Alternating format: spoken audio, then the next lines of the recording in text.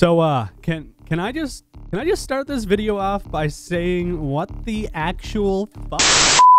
Okay, all right. Hey guys, welcome back to Subnautica. So a developer just sneezed 5 minutes ago, and now I have 20 minutes of video content to show you about the Subnautica DLC and all that fun stuff, the expansion, whatever you want to call it. That's what we're going to be doing. And what was the intro about? Well, you see, I came across a lot of different stuff, and apparently we're going to be building a precursor to some degree in the expansion. Well, when you think about it, it's actually not really that scary of a concept, and I'm like 99.5% sure the precursors were somewhat bionic and, you know, all that fancy stuff. And why do I think that? Well, to understand better, you need to understand the precursors and the precursor technology. Now, the best way to do this, in my mind, is to show you the Warper, a very common creature in Subnautica. Now, what about the Warper makes it special? Well, it is a bioengineered creature from the precursors. They took DNA from multiple different species, mixed them into a baby batter blender, and they completely made a new species that they want to use to quarantine the planet and try to hold off the infectious disease. Now, how does this play in? You need to realize they created all custom parts, bioparts, for these creatures, and they are also somewhat conscious and able to teleport across the map with some very sophisticated technology. Precursors can upload their minds to terminals as well for download later when their body expires. With all of that taken in and a quick bit about the Warper, tell me I'm wrong. I dare you. In the upcoming Subnautica Below Zero expansion, we have reason to believe and we have proof that we are going to create a precursor once again and have them as a NPC in the world. Now, I'm going to reference the wiki. Things can be wrong here. I want to make sure you guys know that, and everything is subject to change because we don't even have Subnautica Below Zero yet, so we can't play it to find out for ourselves. I showed you guys this in my last video, and they've updated, it seems, to include more information about the story. So if you don't want spoilers, get the hell out of here. What are you doing? Go play soccer outside or watch another YouTube video. One of the two, and it's gonna be the second one, I think. Al is a member of the Precursor race who will be present as a character in Subnautica Below Zero. When Kara broke out, Alan's mind was likely stored while the body was destroyed.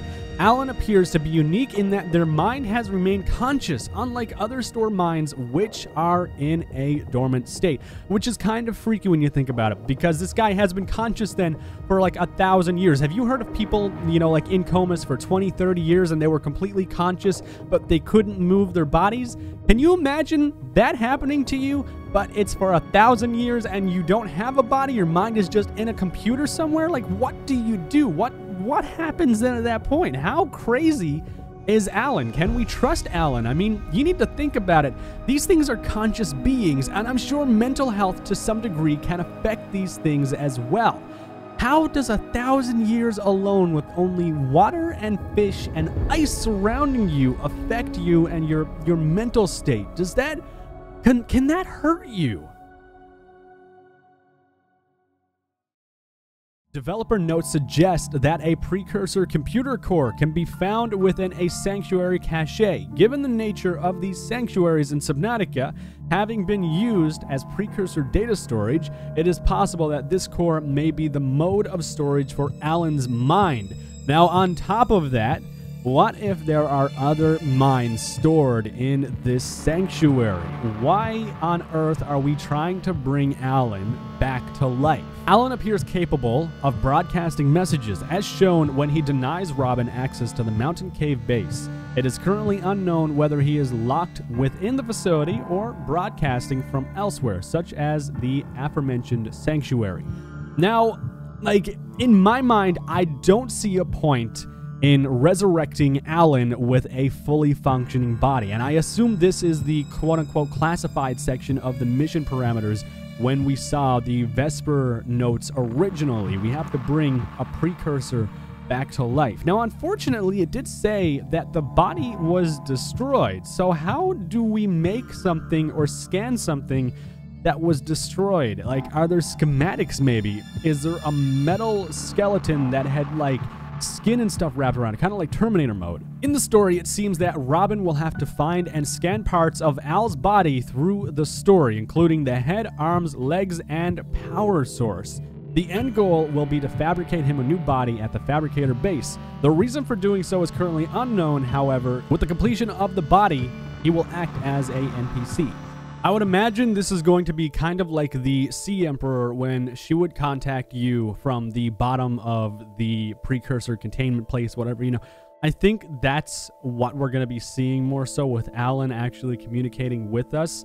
And it'll probably be through our PDA to some degree, and maybe some visual hallucinations as well. Now, there is some information here on the Trello regarding this, with, I guess, proof of concept that log Allen body head and then scan precursor NPC head are shown up right here as elements, and then they speak about the story needing trigger dialogue when the player scans a part for a necessary recipe, but one of their developers don't know how to set that up correctly right now. And then we have some images right here as well showing, you know, the different items, and we can see, where is it? Right here.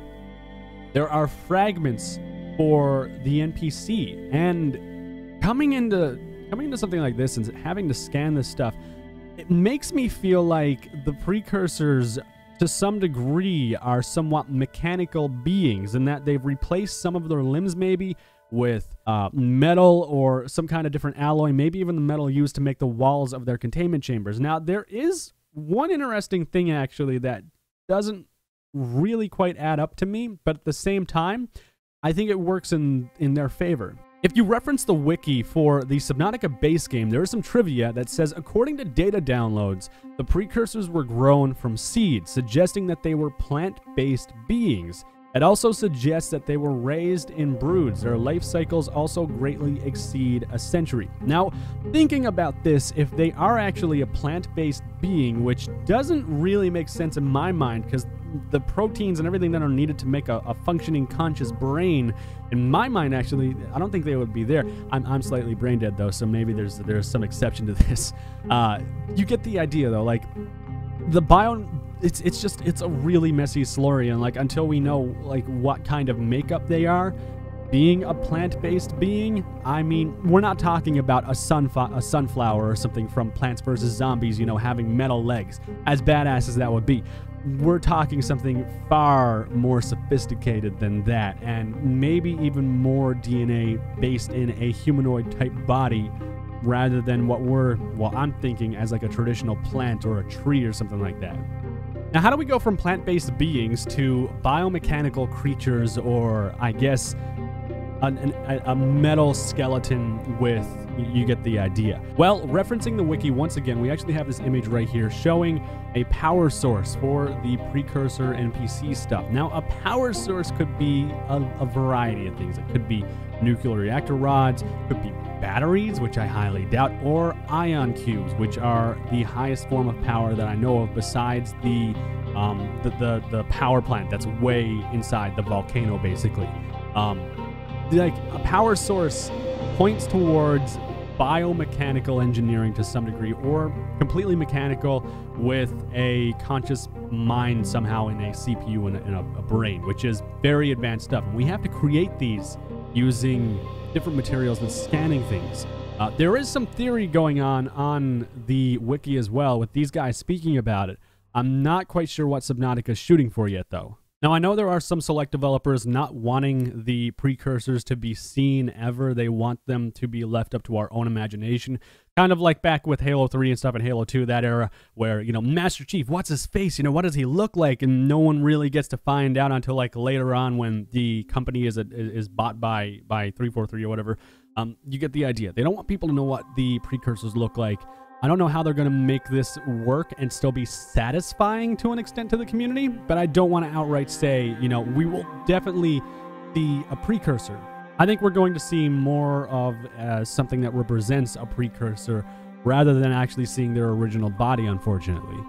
Now, there is something else I want to move into, and it is the Lilypad type creature we have seen concepts for in the past, along with its 3D model. Now, what I assume, what I gather from this little clip you're seeing, It is the very early basics of the AI at work, not showcasing the animations or how this thing's gonna look so beautiful in game or how it's supposed to move. I think this is more of an idea behind the AI and how it reacts to rocks and maybe other fish if it'll faceplant into things, and just showing in general, you know, a very basic idea of what this thing is going to look like in game, with nothing else factored in other than the aesthetic and the AI test. Some other creators were very critical of this. I don't necessarily agree with that because they were looking at the wrong points. Let me know your thoughts down below in the comments section. Something else I'm sure you have seen from either other creators like Aki or IGP or Mobius, those people who cover Subnautica, is the glow whale. Now, if you haven't seen this yet, well, I guess you're in luck and you also live under a rock because everyone's been showing this lately. This is the glow whale. This is developer footage of the glow whale, actually, and it being in game. I've already seen this once myself. It actually jumps out of water, and we know the glow whale is going to have its own special effects and stuff like that. But all in all, the thing I want to focus on besides the glow whale is everything happening around and the biome that it's in. Now, I do know, I want to reference one thing. There was something on the wiki about being able to hold on to the glow whale or something like that, or having interactable capability with it. And I also think the glow whale keeps you safer from other creatures or something. Don't quote me on that, it could be wrong. But anyways, the main focus for me is looking at the Arctic background, seeing what kinds of fish are in the water. You can actually see right here, it's looking around above land, or above the water's edge right now, just seeing what's going on. It actually jumps out into another water source across some stuff, which was actually kind of cool. It's like a peeper on steroids, and then it dives way down into the ocean. Now, this thing is obviously massive in scale, and it's not going to try and kill you, I don't think. I'm waiting to see if it actually eats anything, too. I didn't pay attention for that. I didn't see if its mouth opened or anything like that. Its sounds, I don't think, are in the game either, but you know, referencing the last clip we saw compared to this, now this is a beauty test. This is showing, hey, this thing looks fluid, it looks lovely in water, and this is how it's going to look aesthetically in the game, unless they decide to change some animations up, and everything is subject to change, as I've told you guys in the past. I think this is a better way to get a gauge of the beauty of the creatures rather than what we had seen in the last clip. We actually see right there one of those things, one of those shelled crustacean things, I think. And we just saw a penguin as well in the background swimming around in the Arctic, which is really cool. I want to see more stuff, but I don't know how much more of this we're going to get to see, unfortunately. And I don't think we're going to get to see some super fancy Leviathan reveals or anything like that, unfortunately. And I think they're intentionally looking up to avoid spoiling any of that stuff as well. So it kind of upsets me, but it's perfectly fine, I guess, because we don't want too much spoiled for the base game. There's another penguin right there. Looking around, we see the same schools of fish we see in the base game of Subnautica. I mean, all in all, I think it looks very beautiful. I want to know what you guys think down below in the comments section about what you're seeing so far with the DLC. I'm super hyped. I can't wait to get my hands on this DLC. It's going to be amazing. Expansion, I keep on saying DLC. I'm so sorry. Unknown Worlds Undertaking.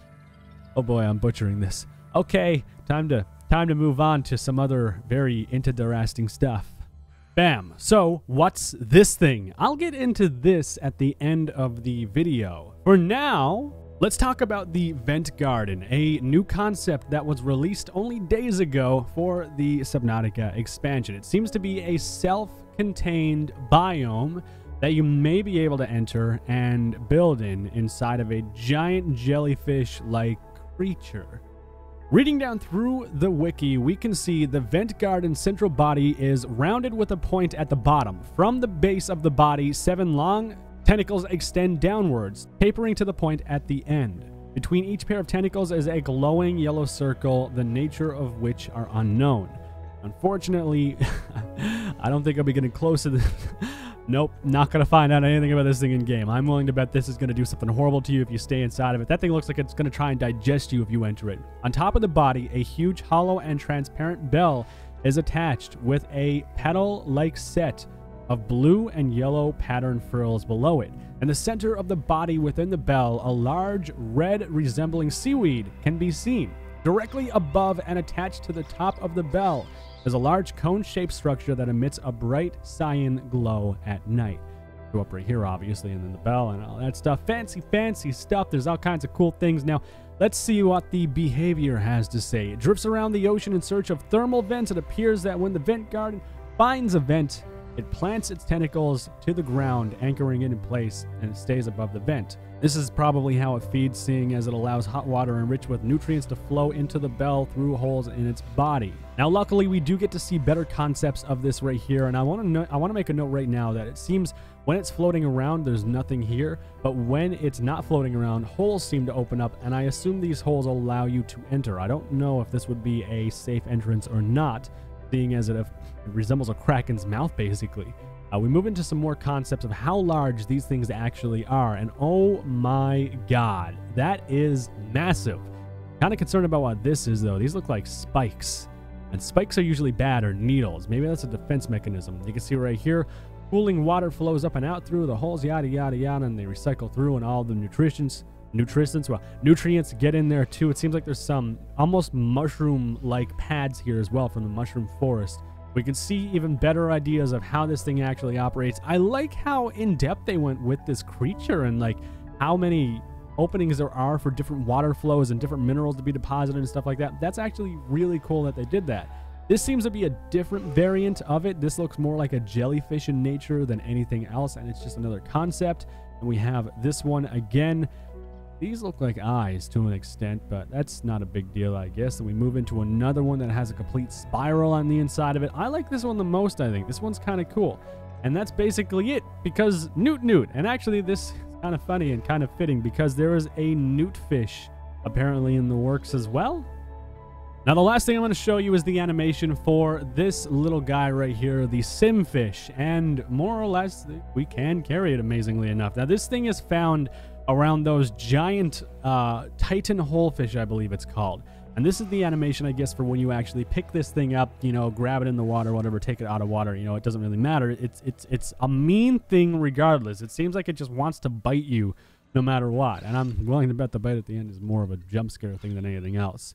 This little guy's mean, and I don't understand the point of actually holding this guy unless you can cook him and you can eat him.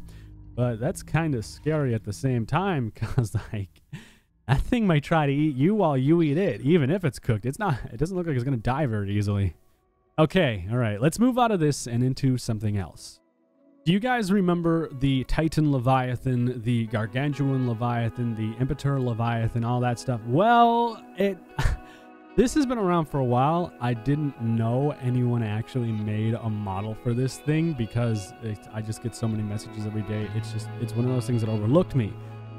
Incredibly enough, someone actually went out of their way months ago to model this thing, and I didn't even know anyone was trying to model anything about it. Now, this is the original conceptual art piece that was made by Tapwing.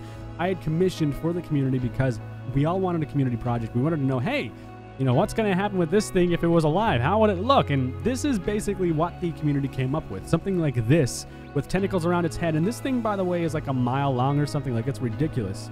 Now, you can actually see right here, too, the actual length of it and how its body fits into the ribs. We did believe it was a serpent-like thing, and I think in an in-game databank thing it says that, too. And this was actually made by Want Army, to my understanding. They tweeted this to me a while ago, and I am so sorry I didn't get to this sooner. I didn't know. I am so sorry. But you can see right here, this is the original art piece, what they scaled it off of, and then this is the creature in play, which is just crazy as all hell. Like, I can't believe someone actually took their time to start modeling. Now, this is where it gets a bit weird, and this is why I'm showing you guys this. So, as you know, I have a completely custom creature being made for a different game called The Isle. It is called the Nycta Tyrannus, and we are now commissioning a new Type D Giganotosaurus monster. Now, I don't know if any of you watch my Isle videos or if you even care about dinosaur games or anything like that, but along the journey to create these creatures, I've actually met some very talented people who can make amazing sounds. The guy actually that made all the sounds for Subnautica made the sounds for the Nycta Tyrannus, which I am playing currently for you to listen to as like background stuff to find out a feel for it. This guy made the Nycta Tyrannus sounds. I am in a position where I could have this thing completely modeled from scratch. I can have it animated, I can have it textured, I can have everything done with this thing to make it get put into the game as a mod. Not as an official thing or anything like that, and it would still be very difficult to bring this thing into the game, I'm sure. But I know it's possible. We've seen custom submarines already in Subnautica, and I know some people who are very good at coding, and I think they might be able to put something like this modded into the game. Now, I think it would be especially amazing if this creature could be put into the Arctic expansion. But, well, it's all in theory, obviously. Let me know in the comments section if you would like to see this thing modified and made so you could use it on PC for your Subnautica game. I think it'd be kind of interesting to see. I think I would enjoy it. I think you would enjoy it.